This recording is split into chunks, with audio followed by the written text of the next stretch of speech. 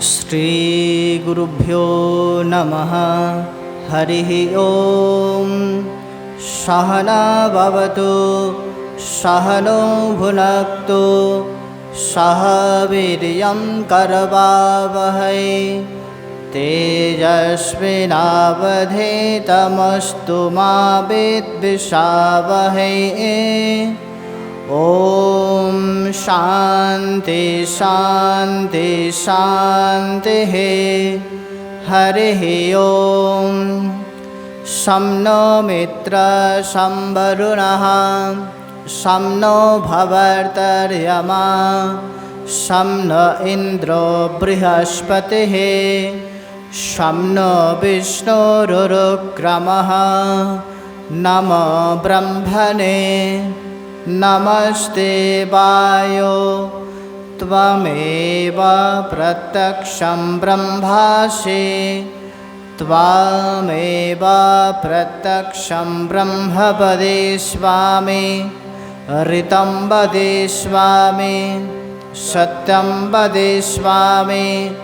तन्माम् अवतु तद्भक्त्यारमवतु अवतु माम् अवतु भक्त्यारम्। ओम शांति शांति शांति। हरिः ओम। भद्रं कर्णेभिः शृण्वन्मुदेवाः भद्रं पश्येमाक्षभिर्यजत्राः स्थिरैरङ्गैस्तुष्टुवागंशस्तनूभिः वसेमदेवहितैयदायुः। स्वस्ति न इन्द्रो वृद्धश्रवाः स्वस्ति न पूषा विश्ववेदाः स्वस्ति नस्ताक्ष अरिष्टनेमिः स्वस्ति नो बृहस्पतिर्ददातु। ओम शांति शांति शांति। हरिः ओम। पूर्णमदः पूर्णमिदं पूर्णात् पूर्णमुदच्यते पूर्णस्व पूर्णमादाय पूर्णमेवावशिष्यते। ओम शांति शांति शांति।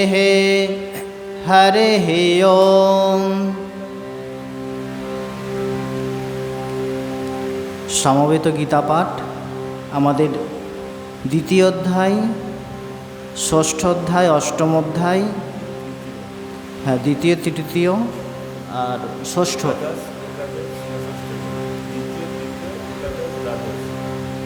पंचदश और अष्टादश।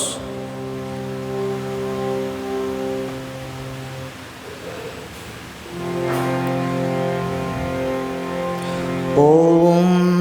पार्थाय प्रतिबोधितां भगवतां नारायणेन स्वयं दर्शेन ग्रथितां पुराणमुनिनां मध्ये महाभारतम् अद्वैतामृतवर्षिणीं भगवतीं अष्टादशाध्यायिनीं अम्ब त्वाम् अनुसन्दधामि भगवद्गीते भवद्देशिनीं। वसुदेवसुतं देवं कंसचाणूरमर्दनं देवकी परमानन्दं कृष्णं वन्दे जगद्गुरुम्।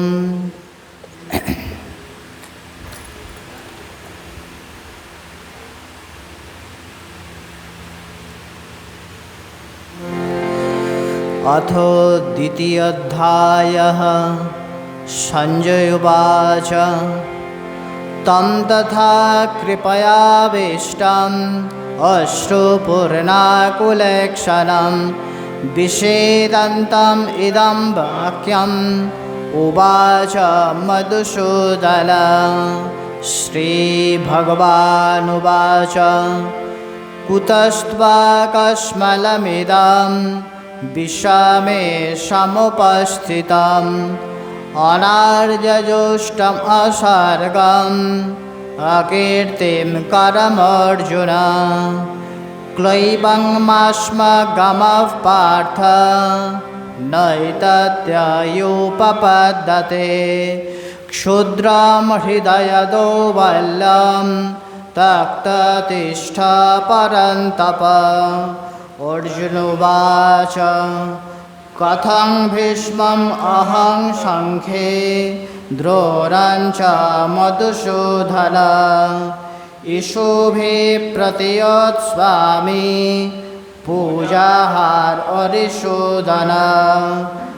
गुरून् हत्वा हि महानुभावान् श्रेयो भोक्तुं भैष्वमपीह लोके।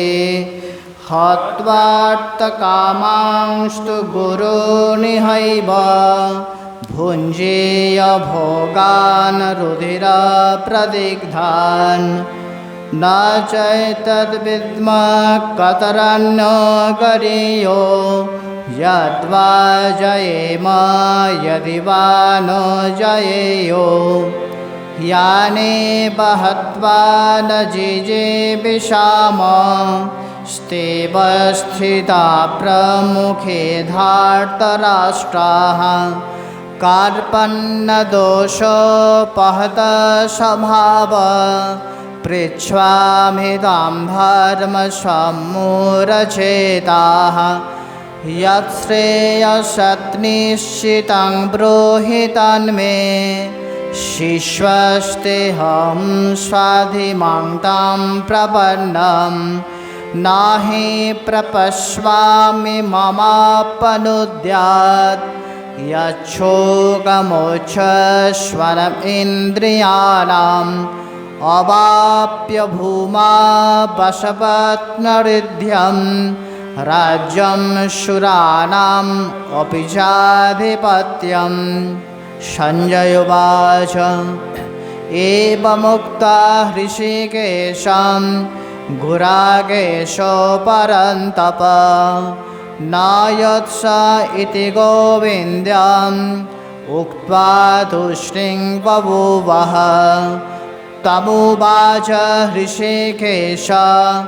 प्रहसन्निव भारत। सेनयोरुभयोर्मध्ये विषीदन्तम् इदं वचः। श्रीभगवानुवाच असोच्वास्त्वं प्रज्ञावादंश भाषसे। गतासु न गतासूंश्च नानुशोचन्ति पण्डिता। न तेवाहं जातु नाशं न त्वं नेमे जनाधिपा। न चैव न भविष्यामः सर्वे वयमतः परं। देहिनोऽस्मिन् यथा देहे कौमारं यौवनं जरा। तथा देहान्तरप्राप्ते धीरस्तत्र न मुह्यते। मात्रा स्पर्शास्तु कौन्तेय शीतोष्णसुखदुःखदा। आगमापायिनो नित्यान् स्तान्ते दिक्षक्ष भारत। यं हि न व्यथयन्ते ते पुरुषं पुरुषर्षभ।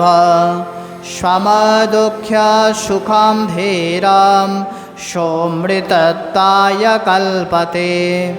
नाशत विद्यते भाव न भावो विद्यते सतः। उभायरोऽपि दृष्टन्तः स्तनयस्त्वत्पदर्शिभिः अविनाशी तु तद्विद्धि येन सर्वम् इदं ततं विनाशमवयस्वस्व न कश्चित् कर्तुमर्हति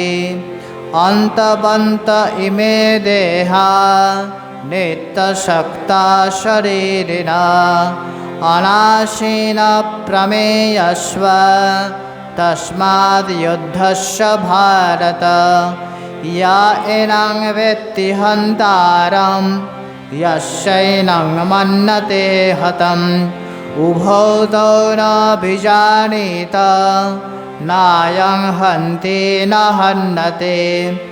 न जायते म्रियते वा कदाचिन् नायं भूत्वा भविता वा न भूय अजनित्यशाश्वतोऽयं पुराण न हन्यते हन्यमाने शरीरे वेदाविनाशिनां नित्यं य एनामजमव्ययं कथं स पुरुष पार्थ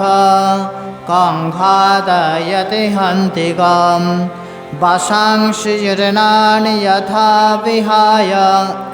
नवानि गृह्णाति नरोपराणि तथा शरीराणि विहाय जीर्णानि अन्यानि संयाति नवानि देहि नैनं छिन्दन्ति शस्त्राणि नैनं दहति पावकं न चैनं क्लेदयन्ताप न शोषयति मारुत अच्छेद्योऽयम् अदाज्योऽयम् अक्लिद्यश्वश्व एव च नित्यसर्वगतस्थाणो अचलोऽयं सनातन अव्यक्तम् अयचिन्तोऽयम् अविकार्यम् अयमुच्यते तस्मादेवं वेदेत्वैनं नानुशोचितुमर्हसि अथ चैनं नित्यजातं नित्यं वा मन्यसे मृतं तथापि तं महाबाहो नैवं शोचितुमर्हसि जातस्य हि ध्रुवमृत्युर्ध्रुवं जन्ममृतस्य च तस्माद् परिहायार्थे न तं शोचितुमर्हसि अव्यक्त्वादीनि भूतानि व्यक्तमध्यानि भारत अव्यक्तनिधनान्येव तत्र के परिदेदना आश्चर्यवत् पश्यति कश्चिदेनाम् आश्चर्यवद् वदति तथैव चान्य आश्चर्यवच्चैनमन्नो शृणोति श्रुत्वाप्यनं वेद न चैव कश्चित् देहे नित्यम् अबद्धोऽयं देहे सर्वस्य भारत तस्मात् सर्वाणि भूतानि न तं शोचितुमर्हसि सधर्मम् अपि चावेक्ष न विकम्पितुमर्हसि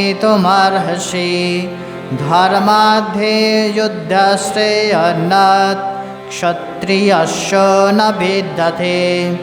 यदृच्छया चोपपन्नं स्वर्गद्वारम् अपावृतं सुखेन क्षत्रिया पार्थ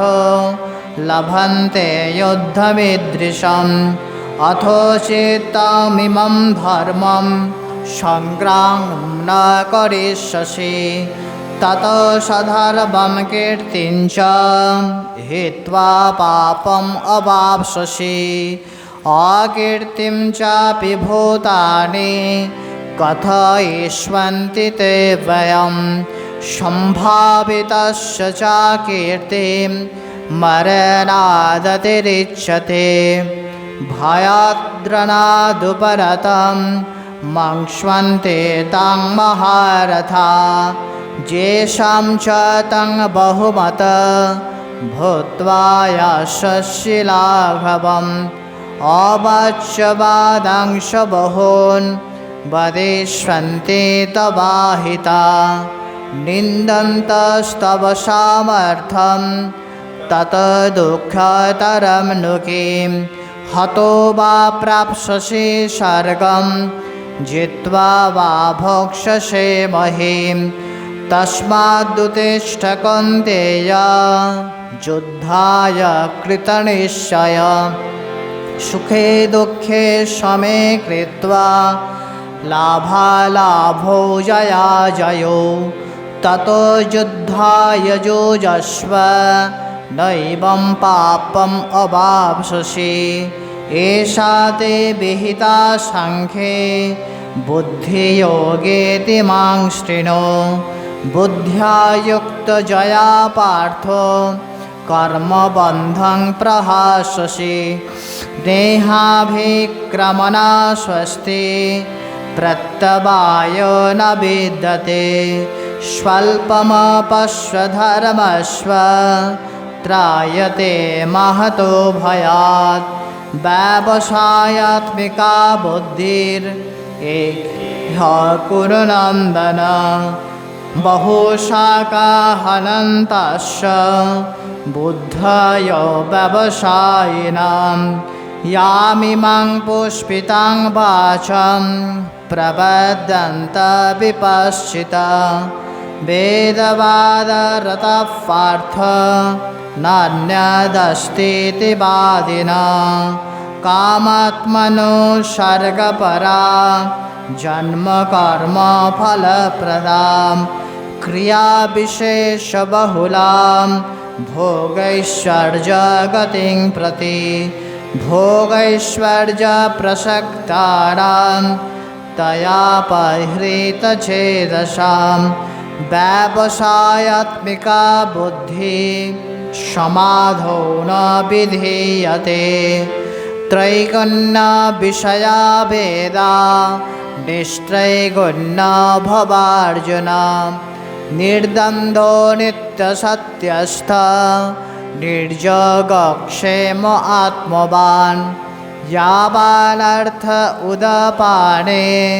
सर्वतः सम्प्लुतोदके तावान् सर्वेषु वेदेषु ब्रह्मणस्य विजानत कर्मण्येवाधिकारस्ते मा फलेषु कदाचन मा कर्मफलहेतुर्भुर्मा ते सङ्गस्तकर्मणि योगस्थ कुरु कर्माणि सङ्गं त्यक्त्वा धनञ्जय सिद्धसिद्धो समो भूत्वा समत्वं योगयुज्यते दूरेण हवरं कर्म बुद्धियोगात् धनञ्जय बुद्धौ शरणवनिच्छ कृपलाफलहेतव बुद्धियुक्ता जहातिह उभे सुकृतदुष्कृते तस्मात् योगाय युज्यस्व योगः कर्मसु कौशलं कर्मजं बुद्धियुक्ता हि फलं त्यक्त्वा मनीषिणा जन्मबन्धविनिर्मुक्ता पदं गच्छन्त नामयम् यदा ते मोहकलिलं बुद्धिर्व्यतितरिष्यति तदा गन्तासि निर्वेदां श्रोतव्यस्य श्रुतस्य च श्रुतिर्विप्रतिपन्ना ते यदा स्थास्यस्ति निश्चला समाधावचला बुद्धिस्तदा योगम् अवाप्स्यसि अर्जुन उवाच स्थितप्रज्ञस्य का भाषा समाधिस्थस्य केशव स्थिताधिकिं प्रभाषेत किमासीत व्रजेत किं श्रीभगवानुवाच प्रजहाति यदा कामान् सर्वान् पार्थो मनोगतान् आत्मन्येवात्मना तुष्टः स्थितप्रज्ञस्तदुच्यते दुःखेषु अनिद्विग्नमनः सुखेषु विगतस्पृहा वीतरागभयक्रोधः स्थितधीर्मुनिरुच्यते यः सर्वत्रानभिस्नेहस्तत्तत्प्राप्तो शुभाशुभं नाभिनन्दति न दृष्टि तस्य प्रज्ञा प्रतिष्ठिता यदा संहरते चायं कुर्मङ्गाणीव सर्वशः इन्द्रियाणीन्द्रियार्थेभ्यः तस्य प्रज्ञा प्रतिष्ठिता विषया विनिवर्तन्ते निराहारस्वदेहेन रसवर्जं रसोपश्व परं दृष्ट्वा निवर्तते यततः विकन्तेय पुरुषस्य विपश्चिता इन्द्रियाणि प्रमाथेने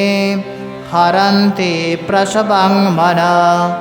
तानि सर्वाणि संयम्य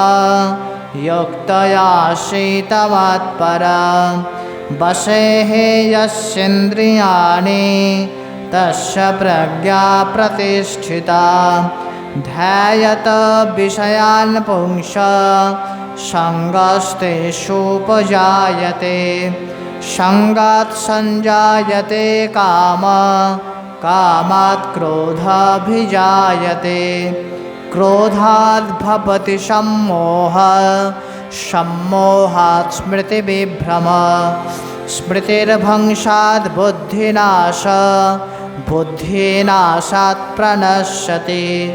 रागद्वेषवियुक्तैस्तु विषयानिन्द्रियैश्चरन् आत्मवश्यै विधेयात्मा प्रसादम् अधिगच्छति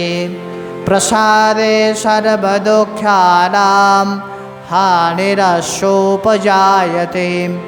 प्रसन्नचेतसो ह्यसो नास्ति बुद्धिरयुक्तस्य न चायुक्तस्य भावना न चाभावयत शान्तिरशान्तस्य कुतः सुखम् इन्द्रियाणां हि चरतां जन्मनो नो विधीयते तदस्य हरति प्रज्ञां वायुर्नाभम् इभाम्बसि तस्माद् यस्य महाबाहो निगृहीतानि सर्वशः इन्द्रियाणीन्द्रियार्थेभ्यः तस्य प्रज्ञा प्रतिष्ठिता यानि सा सर्वभूतानां तस्यां जागर्ति संयमे यस्यां जाग्रति भूतानि सा दिशा पश्यतो मुनेः आपूर्यमानम् अचलं प्रतिष्ठं समुद्रमाप प्रविशन्ति यद्वत् तद्वत् कमायां प्रविशन्ति सर्वे शान्तिमनाप्नोति न कामकामी विहाय कामान्य सर्वान् पुमांश्चरति निःस्पृहः निर्मम निरहङ्कार स शान्तिम् अधिगच्छति एषा ब्रह्मे स्थिते पार्थ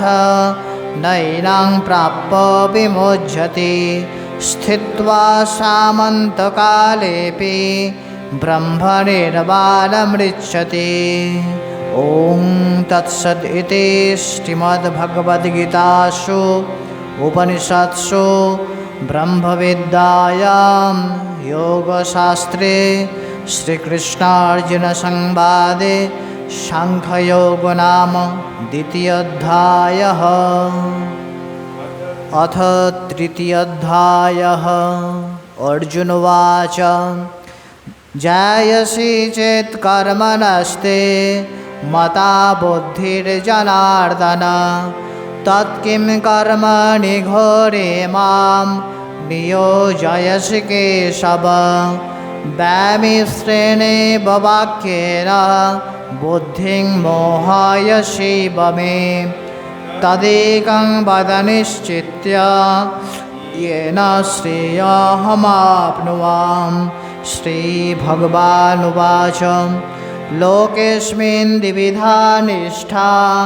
पुरा प्रोक्ता मया नघ ज्ञानयोगेन साङ्ख्यानां कर्मयोगेन योगिनां न कर्मणामनारम्भान् नैष्कर्मं पुरुषोऽश्नुते न च सन्न्यसनादेव सिद्धिं समधिगच्छति न हि कश्चित् क्षणमपि जातो तिष्ठत्य कर्मकृत् कार्यते हवसा कर्म सर्वप्रकृतिजैर्गुणैः कर्मेन्द्रियाणि संयम्य य आस्ते मनसा स्मरन् इन्द्रियार्थान् विमूढात्मा मिथ्याचारो स उच्यते यस्तेन्द्रियाणि मनसा नियम्यारभतेऽर्जुन कर्मेन्द्रियै कर्मयोगम् असक्तः स विशिष्यते नियतं कुरु कर्म तं कर्मजायो कर्मणः शरीरयात्रापि च ते न प्रसिद्धेद कर्मणः व्यर्थकर्मणनत्र लोकायं कर्मबन्धनः तदर्थं कर्म कौन्तेय मुक्तसङ्गसमाचर सह यज्ञा प्रजा सृष्टा पुरवाच प्रजापते अनेन प्रसविष्वद्धम् एषो वस्तिष्ठकामधुक् देवान् भावयतानेन ते देवा भावयन्तु वः परस्परं भावयन्त श्रेयपरमवाप्स्यथ इष्टान् भोगान् हि वो देवा दास्यन्ते यज्ञभाविता तदर्थान् प्रदयैव यो भुङ्क्तेस्तेन एव स यज्ञशिष्टाशिनो सन्तः मुच्यन्ते सर्वकिल्बिषैः भुञ्जते ते तघं पापा ये पचन्त्वात्मकारणात् अन्नाद् भवन्ति भूतानि पर्जन्यात् अन्नसम्भवः यज्ञाद् भवति पर्जन्यः यज्ञकर्मसमुद्भवः कर्म ब्रह्मोद्भवं विद्धि ब्रह्माक्षरसमुद्भवम् तस्मात् सर्वगतं ब्रह्म नित्यं यज्ञे प्रतिष्ठितम् एवं प्रवर्तितं चक्रं नानुवर्तयति यः अघायुरिन्द्रियारामं मोघं पार्थो स जीवति यस्त्वात्मरतिरेव स्यात् आत्मतृप्तः मानवः आत्मन्येव च सन्तुष्टः तस्य कार्यं न विद्यते नैव तस्य कृतेनार्थः न कृतेनेह कश्चन न चस्य सर्वभूतेषु कश्चिदर्थवपश्रयः तस्मादसक्तः सततं कार्यं कर्म समाचर असक्तः चरन् कर्म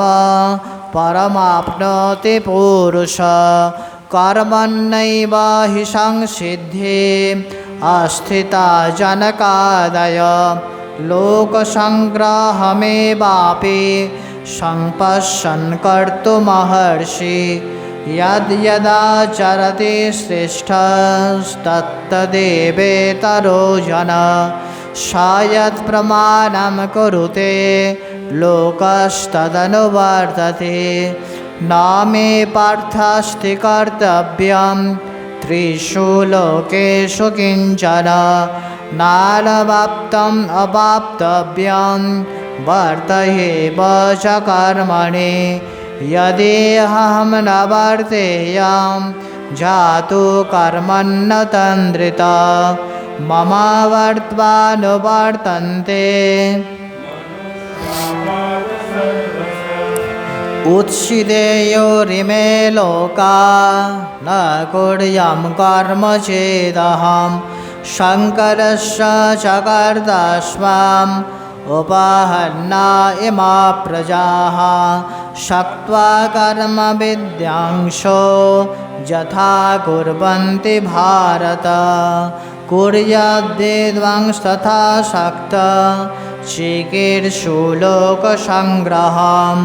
न बुद्धिभेदं जनयेत् अज्ञानं कर्मसङ्गिनां जोषयेत् सर्वकर्माणि विद्यान् युक्तसमाचरन् प्रकृते क्रियमाणानि गुणैः कर्माणि सर्वशः अहङ्कारो विमूढात्मा कर्ताहमेति मन्यते तत्त्ववित्तु महाबाहो गुणकर्म विभागयो गुणागुणेषु वर्तन्त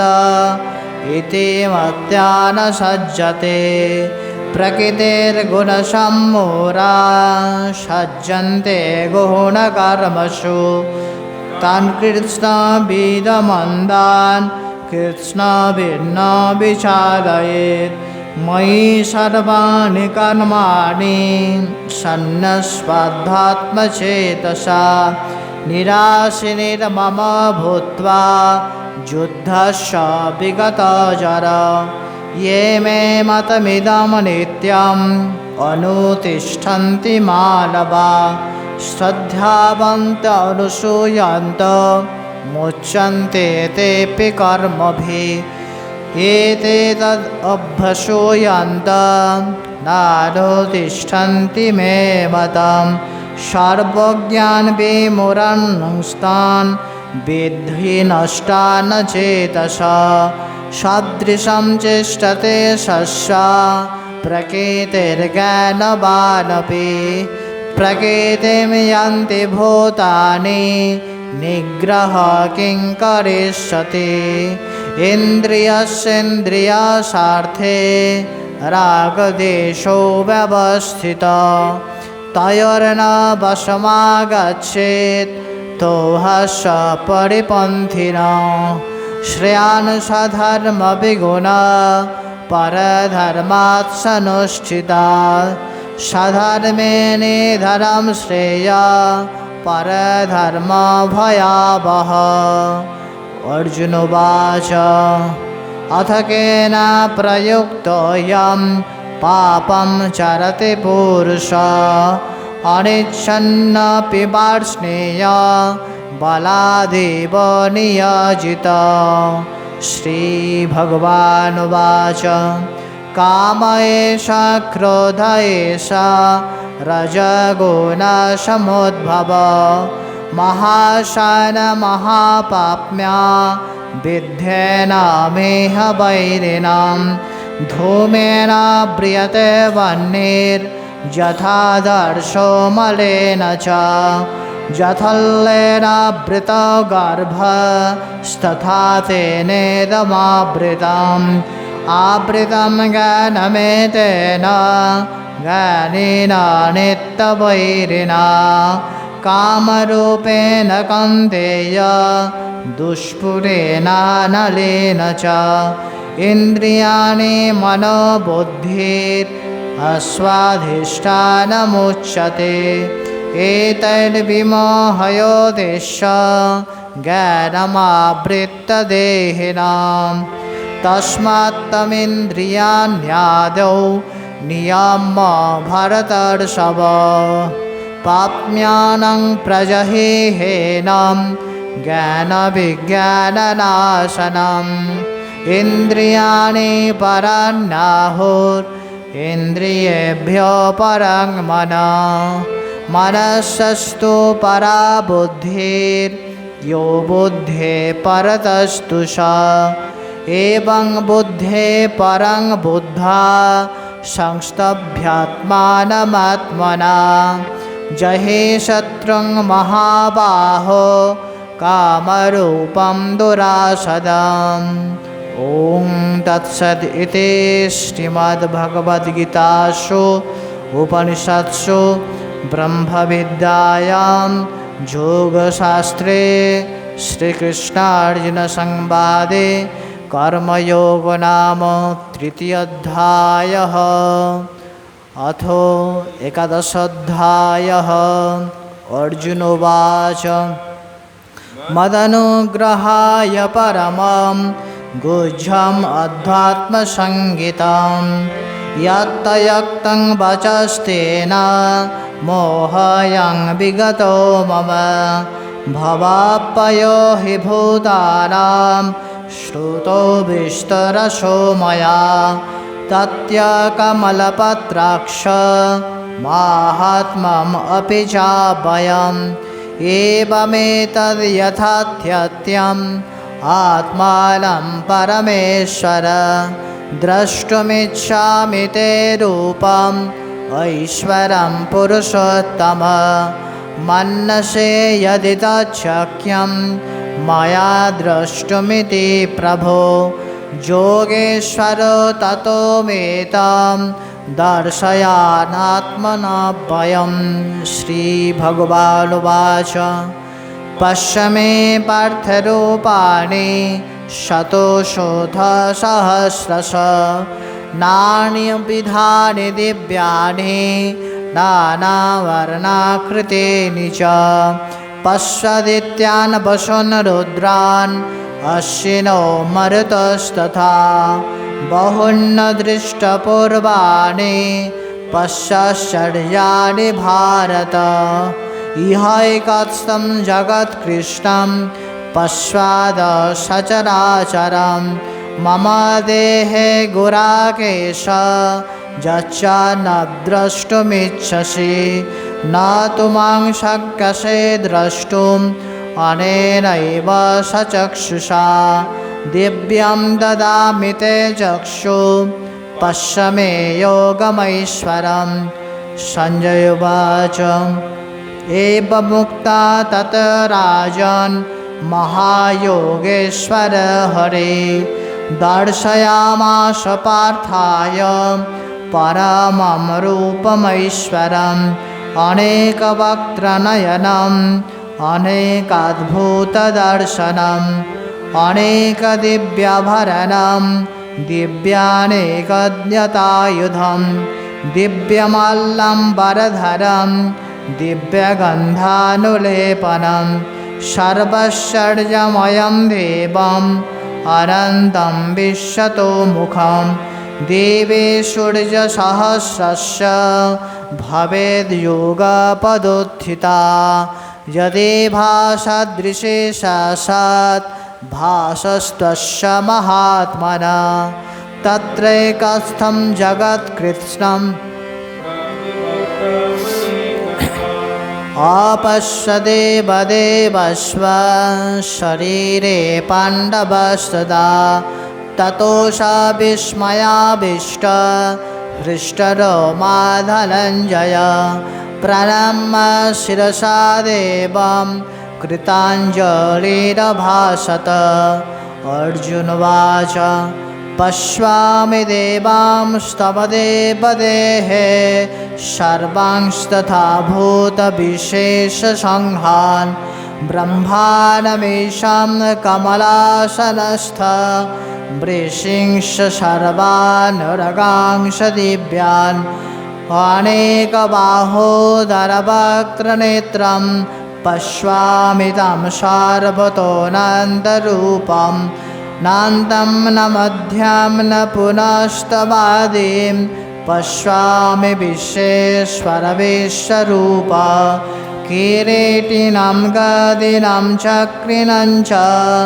तेजोराशिं सर्वतो दीप्तिमन्तं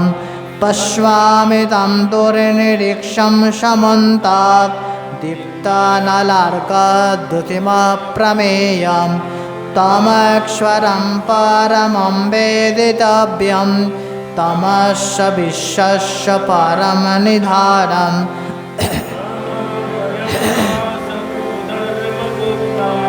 सनातनं स्तं पुरुषो मतो मे अनादिमध्यान्तमनन्तवीर्यम् अनन्तबाहुं शशिशूर्यनेत्रं पश्यामि तं दीप्तहुताशवक्त्रं सतेजसा विश्वमिदं तपन्तं द्याव्या पृथिव्योरिदमन्तरमिहि व्याप्तं तयैकेन दिशश्च सर्वा दृष्ट्वाद्भुतं रूपमुग्रं तमेदं लोकत्रयं प्रव्यथितं महात्मन् अमेहितं शूरसङ्घा विशन्ति केचिद्भीता प्राञ्जलयो गृह्णन्ति स्वस्तितुक्ता महर्षिसिद्धसङ्घा स्तवन्ति तां स्तुतिभिः पुष्कलाभिः रुद्रादित्या वसवये च साध्या विशेषिणो मरुतस्वस्मपाश गन्धर्वयक्षासुरसिद्धसङ्घा वीक्षन्ते तां विस्मिताश्चैव सर्वे रूपं महत्ते बहुवक्त्रनेत्रं महाबाहो बहुबाहुरुपादं बहुदरं बहुद्रंष्टाकरालं दृष्टा लोका प्रव्यथितास्तताहं नाभस्पृशं दीप्तमनेकवर्णं वत्वाननं दीप्तविशालनेत्रं दृष्ट्वा हि त्वं प्रव्यथितान्तरात्मा धृतिं न विन्दामि समं च विष्णो द्रंष्टाकरालानि च ते मुखानि दृष्टैव कालानलसन्निभानि दिशो न जाने न प्रसीद देवेश जगन्निवास आमि च तां धृतराष्ट्रस्य पुत्राः सर्वे सहैवावनिपालसङ्घै भीष्मद्रोणसूतपुत्रस्तथासौ सहास्मदीयैरपि योधमुखैः वक्त्राणि ते तरमाला विशन्ति द्रंष्टाकरालानि भयानकानि केचिद्विलग्ना दशनान्तरेषु सन्दृश्यन्ते शूर्णितैरोत्तमाङ्गै यथा नदीनां बहवम्बुवेगाः समुद्रमेवाभिमुखा द्रवन्ति तथा तवामि नरलोकवीरा विशन्ति वक्त्राण्यभिविज्वलन्ति यथा प्रदीप्तं जलनं पतङ्गा विशन्ति नाशाय समृद्धवेगा तथैव नाशाय विशन्ति लोका स्तवापि वक्त्राणि समृद्धवेगा लैलीहशीघ्रशमानशमन्तान् लोकान् समग्रान् वदनै जलद्भिः तेजभिरापूर्य जगत्समग्रं भासस्तवग्रा प्रतिपन्ति विष्णो आख्याहि मेको भवनुग्ररूप नमोऽस्तु ते देववर प्रसीद विज्ञातुमिच्छामि भवन्तमाद्यं न हि प्रजानामि तव प्रवृत्तिं श्रीभगवानुवाच कालस्मि लोकाक्षयकृत् प्रवृद्धो लोकान् समाहर्तुमिह प्रवृत्त ऋतेऽपि दाम्ना भविष्यन्ति सर्वे एव स्थिता प्रत्यनीकेषु योधा तस्मात्तमुत्तिष्ठ यशो लभस्व जित्वा शत्रुं भुङ्क्ष राज्यं समृद्धं मायैवैते निहता पूर्वमेव निमित्तमात्रं भव सव्यसाचिन् द्रोणं च भीष्मं च जयद्रथं च घनानपि योधवीरान् मया हतांस्तं जहिमा वतिष्ठा युद्धस्य जेता शिराने शपत्रान् सञ्जय उवाच एतच्छ्रुत्वा वचनं केशवस्य कृताञ्जलिर्वेपमानकिरीटी नमस्कृत्वा भूय एवाह कृष्णं सगद्गदं भीतभीतप्रणम्य अर्जुन उवाच स्थाने हृषिकेश तव प्रकीर्ता जगत्प्रहिष्वत्तनुरजते च रक्षांसि भीतानि दिशो द्रवन्ति सर्वे नमस्यन्ति च सिद्धसङ्गा कस्माच्च तेन न विरन्महात्मन् गरीयसे ब्रह्मण्यपादिकार्ते अनन्तदेवेश जगन्निवास तमक्षरं सदसत्तत्परं यत् तमादिदेव पुरुषः पुराणो तमस्य विश्वस्य परं निधानं वेद्यासि वेद्यां च परं च धाम तया ददं विश्वमनन्तरूपं वायुर्यमोऽग्निर्वरुणः शशाङ्कः प्रजापतिस्तं प्रपितामहस्य नमो नमस्ते तु सहस्रकीर्तः पुनश्च भूयोऽपि नमो नमस्ते नमः पुरस्तादथ पृष्ठतस्ते नमस्तु ते सर्वत एव सर्व अनन्तवीर्यामितविक्रमस्तं सर्वं समाप्नोषि ततोऽसि सर्व सखेति मत्वा प्रसवं यदुक्तं हे कृष्ण हे यादव हे सखेति अजानतामहिमानं तवेदं मया प्रमादात् प्रणयेन वापि यच्चापहासार्थमसत्कृतोषि विहारसज्जासनभोजनेषु एकथवाप्यच्युत तत्समक्षं तत्क्षामयेतामहमप्रमेयं पितासि लोकस्य चराचरस्य तमस्य पूज्यस्य गुरुर्गरीयान् न तत्समस्त्यभ्यधिककुतन्नो लोकत्रयेऽप्य प्रतिमप्रभाव तस्मात् प्रणम्य प्रणिधाय कायं प्रसादये त्वामहमीशमीड्यम् वपुत्रस्य सखे वसखो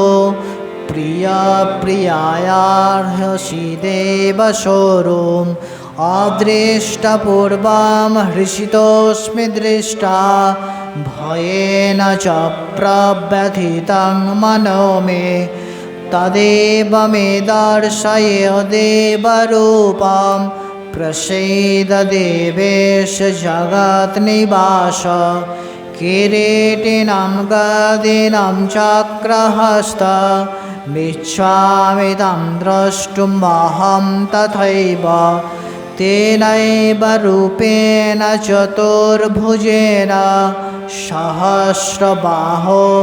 भव विश्वमूर्ते। श्रीभगवानुवाच मया प्रसन्नेन तवार्जुनेदं रूपं परं दर्शितमात्मयोगात् तेजोमयं विश्वमनन्तमादं जन्मे तदन्येन न दृष्टपूर्वं न वेदयज्ञाधर्मेण दानै न च क्रियाभिर्न तपभिरुग्रै एवं रूपशक् अहं नृलोके द्रष्टुं तदन्येन कुरु प्रवीर मा ते व्यथा मा च विमूढभाव दृष्टारूपं घोरमिदृङ् ममेदं वापेतभिप्रेतमनापुरस्तं तदेव मे रूपमिदं प्रपश्य सञ्जय उवाच इत्यर्जुनं वासुदेवस्तथोक्ता शकं रूपं दर्शयामास भूय आश्वासयामास च भीतमेनं भूत्वा पुनः सोमवपुर्महात्मा अर्जुन उवाच दृष्टेदङ्गमानुषं रूपं तव सोमं जनार्दन इदानीमस्मि संवृत्य सचेता प्रकृतिं गतः श्रीभगवानुवाच सुदुर्दशम् इदं रूपं दृष्टवानसि जन्मम देवाय पश्य रूपस्य नित्यं दर्शनकाङ्क्षिणा नाहं वेदैर्न तपसा न दानेन न चेज्जया शक्य एवं विध द्रष्टुं दृष्टवानसि मां यथा भक्ता तनन्नया शक्य अहमेवं विधोऽर्जुन ज्ञातुं द्रष्टुं च तथ्येन प्रवेष्टुं च परन्तप मत्कर्म कृन्मत्परम मद्भक्तसङ्गवर्जिता निर्वैर सर्वभूतेषु यश मामेति पाण्डव। ॐ तत्सदिति श्रीमद्भगवद्गीतासु उपनिषत्सु ब्रह्मविद्यायां योगशास्त्रे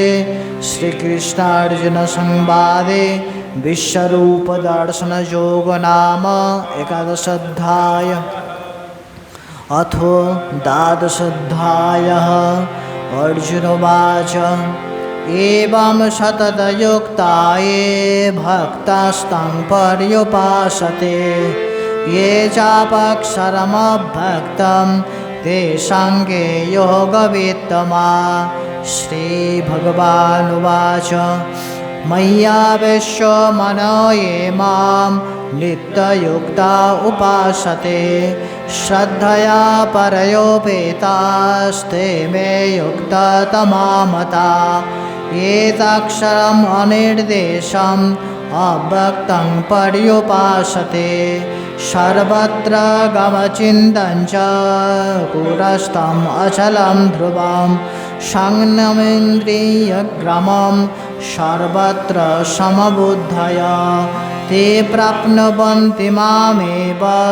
सर्वभूतहिते रताः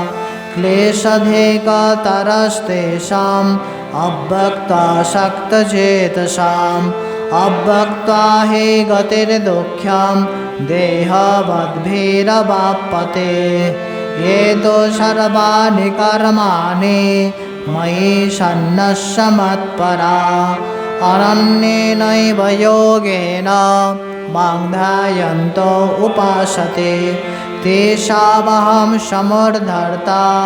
मृत्युसंसारसागरात् भवामि न चिरात् पार्थ मय्यावेशितचेतसां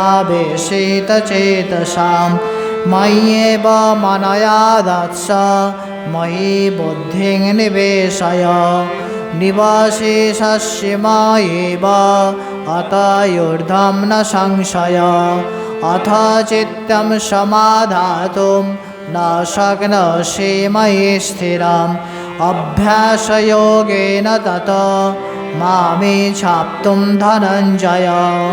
अभ्यासेभ्यो समर्थसि मत्कर्म परमो भव मदर्थम् अपि कर्माणि कुर्वन् सिद्धिम् अवाप्स्यसि अथैतदप्रसक्तोऽसि कर्तुं मद्योगमाश्रिता सर्वकर्मफलत्यागं ततः कुरु यतात्मवान् श्रेयो हि ज्ञानमभ्यासात् ज्ञानाद्धैर्यं विशिष्यते ध्यानात् कर्मफलत्यागात् शान्तिरनन्तरम् अद्वेष्टा सर्वभूतानां मैत्रा करुण एव च निर्मम निरहङ्कार समदुःखसुखक्षमी सन्तुष्ट सततं योगी यतात्मा दृढनिश्चय मय्यर्पित मनोबुद्धिर्यो मद्भक्तः स मे प्रियः यस्मान्नोदिजते लोको लोकान्नोदिजते च यः हर्षामर्षो भयर्देवै मुक्तो यश च मे प्रियः अनपेक्ष शुचिर्दक्ष उदासीन गतव्यथ सर्वारम्भ परित्यागी यो मद्भक्तः स मे प्रियः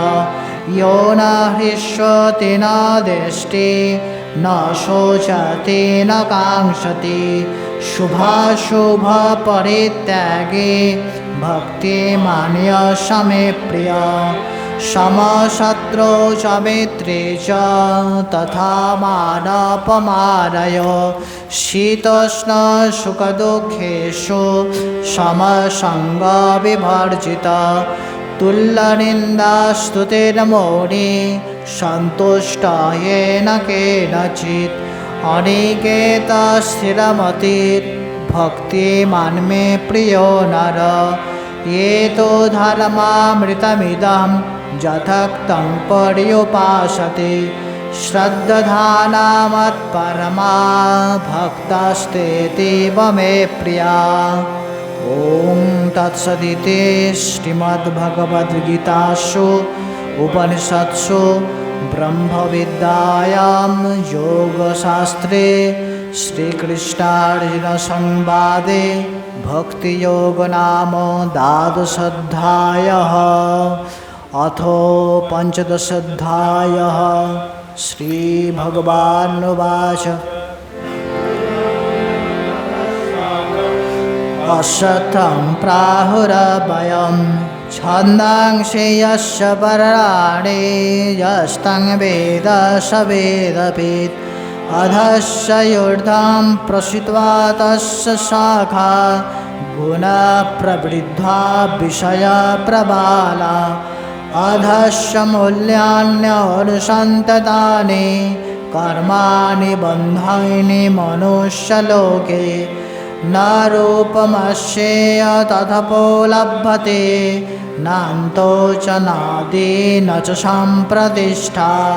असत्तमेनाम सुविदुरमूलम् असङ्गशस्त्रेण धीरेण छित्त्वा ततः पदं तत्परिमार्गितव्यं यस्मिन् गता न निवर्तन्ते भूय तमेव चाद्यं पुरुषं प्रपद्ये यतः प्रवृत्ते प्रसिता पुराणी निर्माणमोहाजितसङ्गदोषा अध्यात्मनित्या विनिर्मुक्ता गन्धैर्विमुक्ता सुखदुःखसङ्गै गच्छन्तमूढा पद्मभयं तत् न तद्भासयते सूर्यो न शशाङ्को न पावक यद्गत्वा न निवर्तन्ते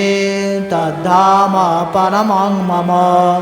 ममैवांश जीवलोके जीवभूत सनातन मनःष्ठानि इन्द्रियाणि प्रकृतिस्थानि कर्षति शरीरं यदपाप्नोति यच्चापुत्क्रामतीश्वर गृहीतैतानि संयाति वायुर्गन्धानि वाशयात् श्रोत्रं चक्षुस्पर्शनं च रसनं घ्राणमेव च अधिष्ठाय मनश्चायं विषयानुपसेवते उत्क्रामन्तं स्थितं वापि भुञ्जानं वा गुणान्वितं विमोरानुपश्यन्ति पश्यन्ति ज्ञानचक्षुषा जतन्तयोगिनः स्वैनं पश्यन्तात्मन्यवस्थितं जतन्त्यप्यकृतात्मानं नैनं पश्यन्त चेतसा जदादित्यगतं तेजो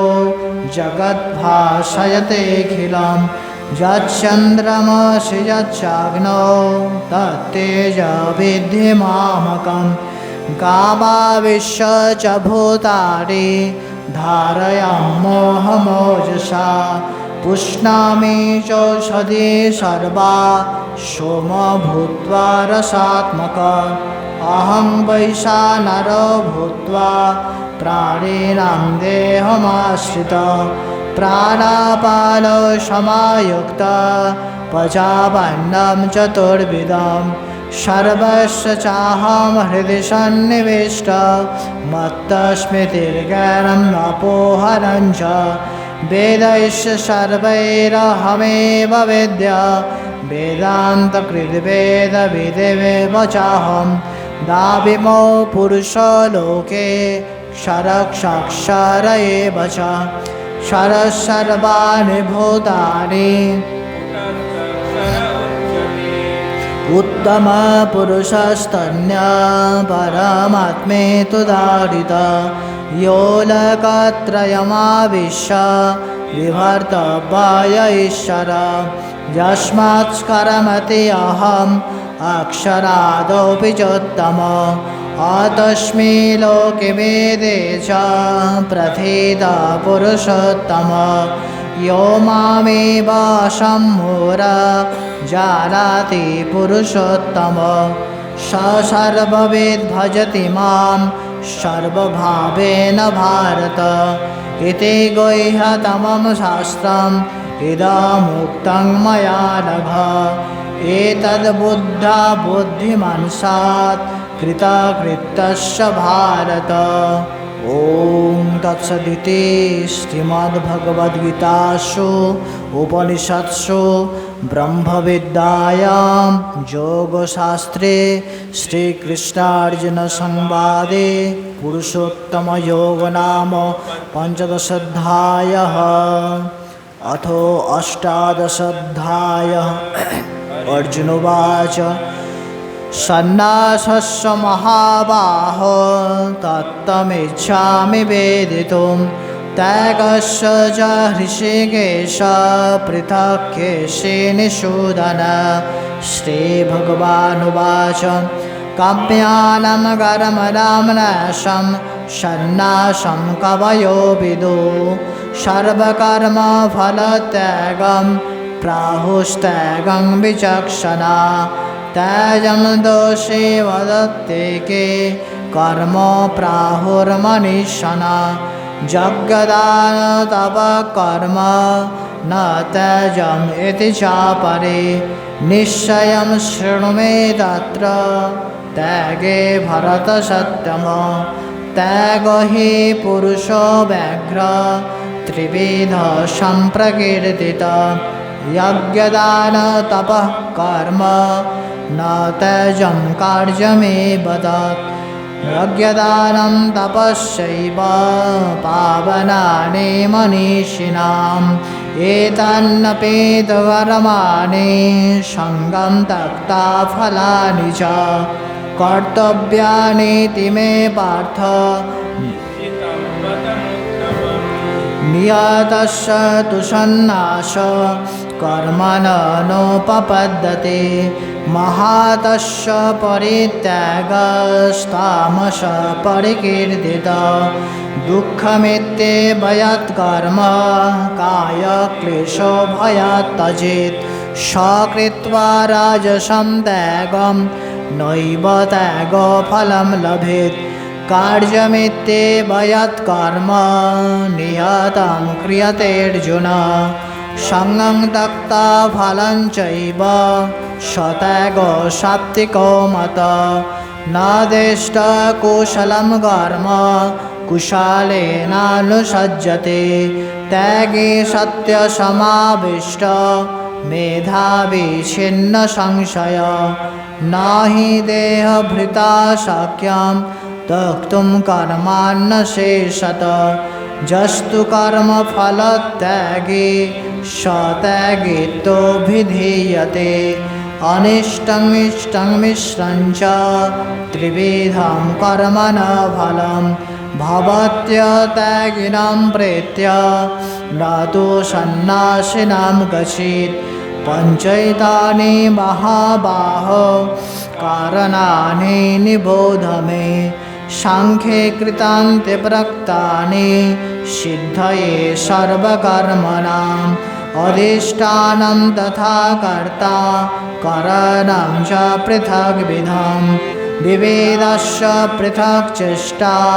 दैवं चैवात्र पञ्चमं शरीरवाङ् मनोभिर्यत् कर्म प्रारभते नर न्याय्यं वा विपरीतं वा पञ्चैते तस्य हेतवः तत्रैवं सति कर्तारम् आत्मानं केवलं तु यः पश्यत्यकृतबुद्धितान् न स पश्यति दुर्मते यस्य नाहङ्कृतो भावो बुद्धिर्यस्य न लिप्यते हत्वापि स इमान् लोकान् ज्ञानं ज्ञेयं परिज्ञाता त्रिविधा कर्मचोदना करणं कर्म कर्तेति त्रिविध कर्मसङ्ग्रह ज्ञानं कर्म च कर्ता च त्रिदैव गुणभेदतः प्रच्यते गुणसङ्घाने यथा वत्स्रेणु तन्नपि सर्वभूतेषु येनैकं भावमव्ययमीक्षते अविभक्तं विभक्तेषु तज्ज्ञानं विद्धि सात्विकं पृथक्तेन तु यज्ज्ञानं नानाभावान् पृथग्विधान् वेत्ति सर्वेषु भूतेषु तज्ज्ञानं विद्धि राजसं यत् कृत्स्नं पदे कस्मिन् कार्ये शक्तमहैतुकम्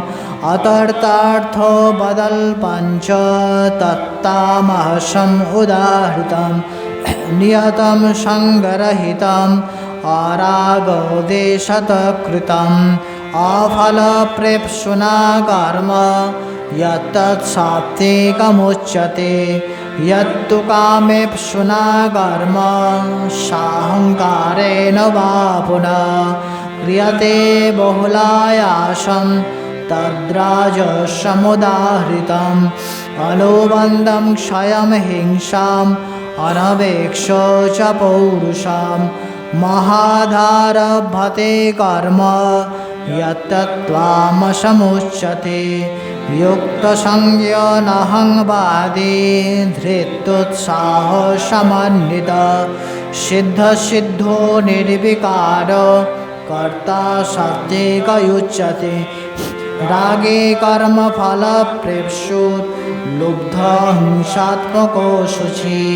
हर्षशोकान्वितकर्ता राजस परिकीर्तित अयुक्तप्राकृतस्तब्ध शठनैष्कृतिकोलश विषादे दीर्घसूत्री च कर्ता तामसयुच्यते बुद्धिर्भेदं धृतस्यैव गुणस्तत्त्रिविधं शृणु प्रच्यमानमशेषेण पृथक्तेन धनञ्जय प्रवृत्तिं च निवृत्तिं च कार्याकार्ये भयाभये बन्धं मोक्षं च या वित्ते बुद्धि सा पार्थ सात्विकी जया धर्मम् अधर्मं च कार्यं च कार्यमेव च अयातवत् प्रजानाति बुद्धि सा पार्थ राजसी अधर्मं धर्ममेति या मन्यते तामसावृता सर्वार्थान् विपरीतांश बुद्धिः सा पार्थ तामसी धृत्या जया धारयते मनः प्राणेन्द्रियक्रिया योगेनाव्यभिचारेण धृते सा पार्थ सात्विकी जया तो धर्मकामार्थान् धृत्वा धारयतेऽर्जुन प्रसंगेन फलाकांक्षी धृते सा पार्थ राजसी जया स्वप्नं भयं शोकं विषादं मदमेव च न विमुञ्चन्ति दुर्मेधा धृतिः सा पार्थ तामसी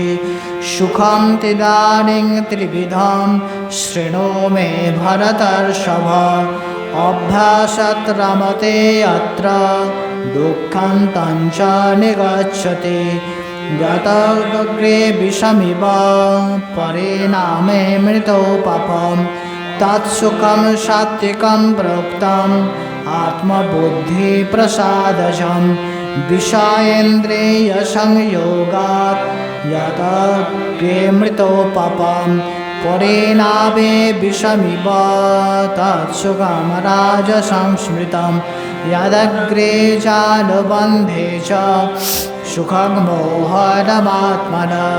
निद्रालस्य प्रमादथ्यं तत्त्वमसमुदाहृतं न तदस्ति पृथिव्यां वा दिवि देवेषु वा पुरा सत्यं प्रकृतिजयमुक्तं यदेवी शास्त्रिभिर्गुणैः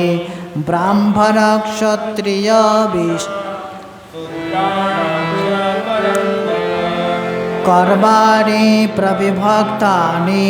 स्वभावप्रभवैर्गुणैः समोदमस्तपशौचं शान्तिराजोपमेव च ज्ञानं विज्ञानमास्तिक्यं ब्रह्मकर्म स्वभावजं शौर्यं तेजधृतिदाक्षं युद्धे चाप्यपलायनं दानमेश्वरभावस्व क्षात्रं कर्म स्वभावजं कृषिर्गौरक्षवाणिज्यं वैश्यकर्म स्वभावजं परिचर्यात्मकं कर्म शूद्रस्वापि स्वभावजं शेषे कर्मण्यभिरत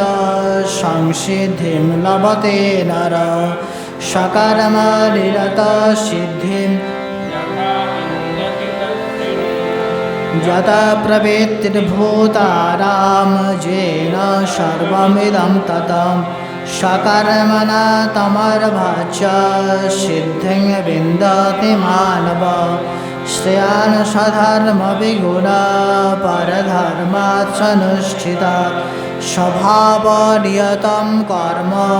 कुर्वन्नाप्नोति किल्बिषं सहजं कर्म कौन्तेय सदसमपि न त्यजेत् सर्वारम्भो हि दोषेण धूमेनाग्निरिवावृता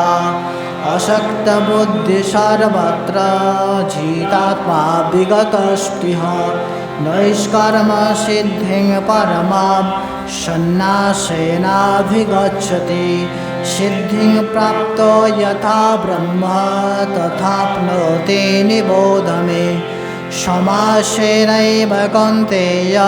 निष्ठा ज्ञानस्य या परा बुद्धा विशुद्धया युक्ता धृत्वात्मानं नियम्य च शब्दादीन् विषयान् त्यक्त्वा रागद्वेषो बुधस्य च विविक्तसेविलग्भासि यत वाक्कायबालस धैर्ययोगपरनित्यं वैराग्यं समुपाश्रिता अहंकारं बलं दर्पं कामं क्रोधं परिग्रहं विवोचनेर्मम शान्त ब्रह्मभूयाय कल्पते ब्रह्मभूत प्रसन्नात्मा न शोचते न काङ्क्षति सम सर्वेषु भूतेषु मद्भक्तिं लभते परां भक्त्वा मामभिजानाति यावान् यस्मस्मि तत्ततः ततो मां तत्ततो ज्ञात्वा विशते तदनन्तरं सर्वकर्मण्यपि सदा कुर्वाण मद्वपश्रय मत्प्रसादात् अवाप्नोति शाश्वतं पदमव्ययम् चेतसा सर्वकर्माणि मयि सन्न्यस्य मत्पर मच्चित्त सततं भव मच्चित्त सर्वदुर्गाणि मत्प्रसादात् तरिष्यसि अथ चेतम् अहङ्कारं न श्रोष्यसि विरक्षसि यदहङ्कारमाश्रित्य न योत्स इति मन्यसे मिथ्यैष व्यवसायस्ते प्रकृतिस्तां नियक्षति स्वभावजेन कौन्तेय निबद्धस्येन कर्मणा कर्तुं नेच्छसि यन्मोहात् करिष्यसि वशोऽपि तत् ईश्वरः सर्वभूतानां हृद्देशेऽर्जुन तिष्ठति भ्रामयन् सर्वभूतानि यन्त्रारराणि मोह्य तमेव शरणं गच्छ सर्वभावेन भारत तत्प्रसादात् परां शान्तिं स्थानं प्राप्स्यसि शाश्वतम् इति ते ज्ञानमाख्यातं गुह्याद्गुह्यतरं मया विमृशैतदशेषेण यथेच्छसि तथा कुरु सर्वगुह्यतमं भूय शृणु मे परमं वच इष्टोऽसि मे दृढमिति तत वक्ष्यामि ते हितं मन्मना भव मद्भक्त मद्याजी मां नमस्कुरु मामे वैश्वसि सत्यं ते प्रतीयाने प्रियोऽसि मे सर्वधर्मान् परित्याज्य मामेकं शरणं व्रज अहं तं सर्वपापेभ्यो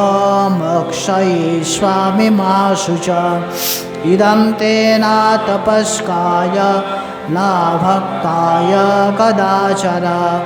न च शुश्रूषवे वाचं न च मां योऽभ्यसूयते या इमं परमं गुह्यं मद्भक्तेष्वभिधास्यति भक्तिं मयि परां कृत्वा मामे वैषत्तसंशय न च तस्मात् मनुष्येषु कश्चिन्मे प्रियकृत्तम भविता न च मे तस्मात् अन्यप्रियतरो भुवि अध्यक्षते च इमं धर्मं संवादमावय ज्ञानयज्ञेन तेनाहम् इष्टस्वामीति मे मति श्रद्धवाननसो यस्य शृणुवादोऽपि यो नर सोऽपि मुक्तः शुभान् लोकान् प्राप्नुयात् पुण्यकर्मणां कच्चिदेतच्छ्रुतं पार्थ तयैकाग्रेण चेतसा कच्चित् ज्ञानमसम्मोहः प्ररस्तस्ते धनञ्जय अर्जुन उवाच नष्टमोह स्मृतिर्लब्धा तत्प्रसादान् मयाच्युत स्थितोऽस्मि गतसन्देहः करिष्ये वचनं तव संजय उवाच इत्यहं वासुदेवस्य पार्थस्य च महात्मनः संवादमिममौ श्रोषम्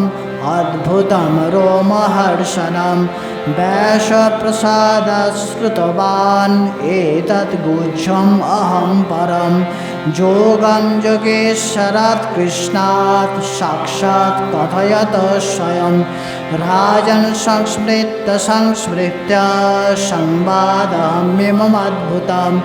केशवार्जुनया पुण्यं हृष्यामि च मुहुर्मुहुः तच्च संस्मृत्य संस्मृत्य रूपमद्भुतं हरे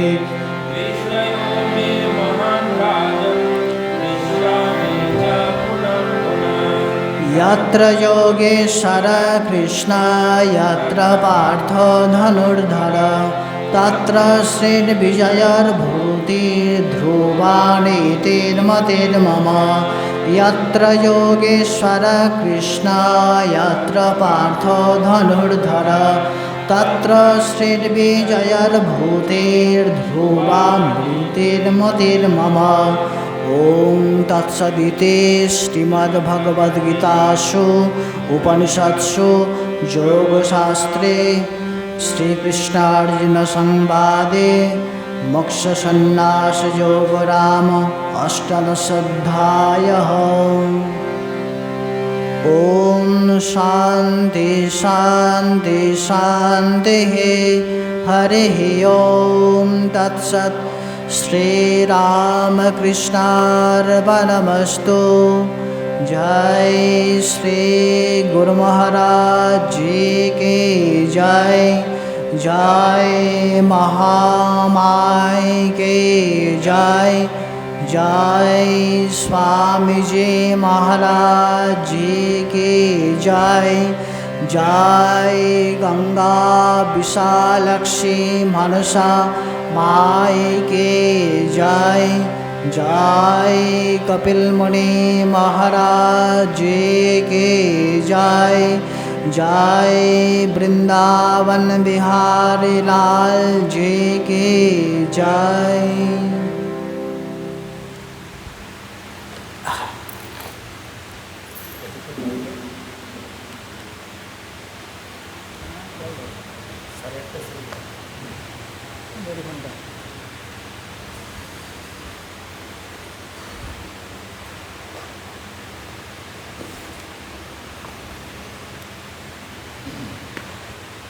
নাম বলছি 16টা স্কিপ করে গেছে, 16টার মধ্যে মিস্টেক ছিল।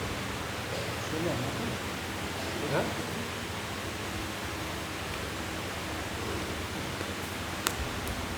ছিল তো 2, 3, 11, 12, 15, 18, 2, 3, 11, 12, 15, 18 ঠিক আছে।